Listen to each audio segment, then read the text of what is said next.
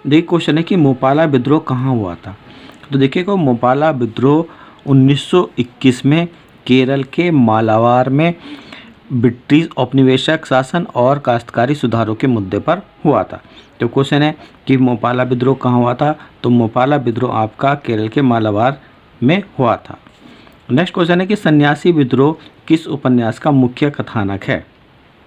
तो देखिएगा बंगाल में भीषण अकाल के बाद अंग्रेजों द्वारा लगाए गए भारी कर और सन्यासों के तीर्थ स्थलों की यात्रा पर लगाए गए प्रतिबंध के विद्रोह में सन्यासी विद्रोह शुरू हुआ था और प्रसिद्ध लेखक बंकिम चंद्र चट्टोपाध्याय के उपन्यास आनंद मठ जो सन्यासी विद्रोह पर ही आधारित है और आनंद मठ में ही भारत के राष्ट्रीय गीत वंदे मातरम का संकलन है।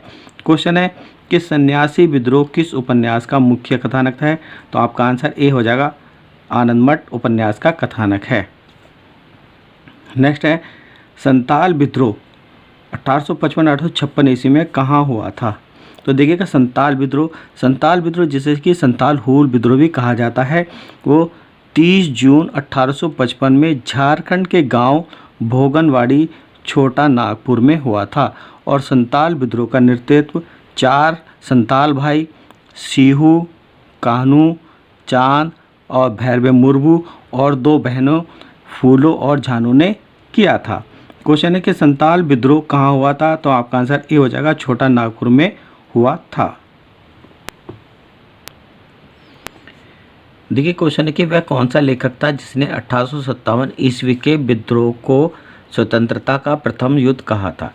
तो देखिएगा 1857 के विद्रोह को स्वतंत्रता का प्रथम युद्ध जो बी डी सावरकर यानी कि विनायक दामोदर सावरकर ने अपनी पुस्तक the Indian war of independence 1857 में भारत का प्रथम स्वतंत्रता संग्राम या स्वतंत्रता का प्रथम युद्ध कहा था। तो क्वेश्चन था कि वह कौन सा लेखक था जिसने 1857 ईस्वी के विद्रोह को स्वतंत्रता का प्रथम युद्ध कहा था। तो आपका आंसर डी हो जाएगा, बी डी सावरकर। नेक्स्ट है कि किस अधिनियम द्वारा ईस्ट इंडिया कंपनी के भारत व्यापार एकाधिकार को समाप्त किया था। तो देखिएगा 1813 के चार्टर्ड एक्ट ब्रिटिश संसद का एक ऐसा कानून था जिसमें ईस्ट इंडिया कंपनी के व्यापारिक एकाधिकार में चाय, अफीम और चीन के साथ व्यापार को छोड़कर सभी को समाप्त कर दिया गया था। तो क्वेश्चन था कि किस अधिनियम द्वारा ईस्ट इंडिया कंपनी के भारत व्यापार एकाधिकार को समाप्त कर दिया गया था। तो आपका आंसर डी हो जाएगा, 1813 के चार्टर्ड एक्ट में भारत एकाधिकार को समाप्त कर दिया गया था। नेक्स्ट क्वेश्चन है कि किस अधिनियम द्वारा केंद्र में द्वैध शासन का सिद्धांत लागू किया गया था।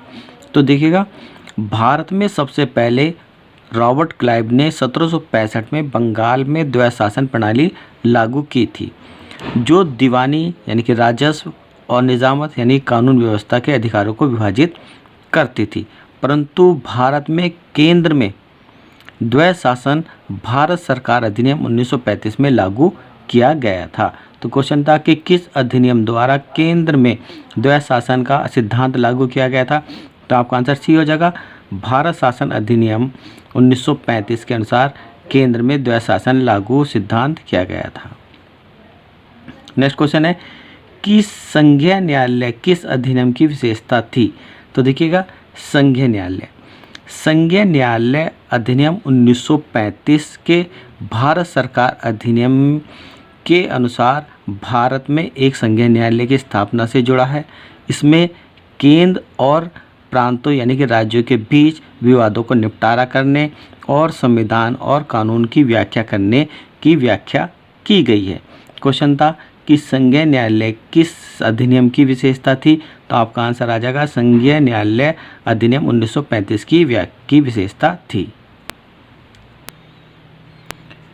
देखिए क्वेश्चन कि कलकत्ता में सर्वोच्च न्यायालय की स्थापना हुई थी।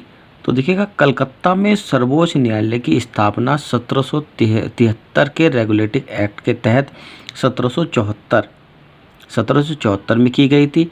कोलकाता सर्वोच्च न्यायालय में सबसे पहले मुख्य न्यायाधीश सर एलिजा एम्पे थे और इनके साथ 3 अन्य न्यायाधीश नियुक्त किए गए थे। परंतु कलकत्ता सर्वोच्च न्यायालय ने जनवरी 1775 में काम करना शुरू किया था।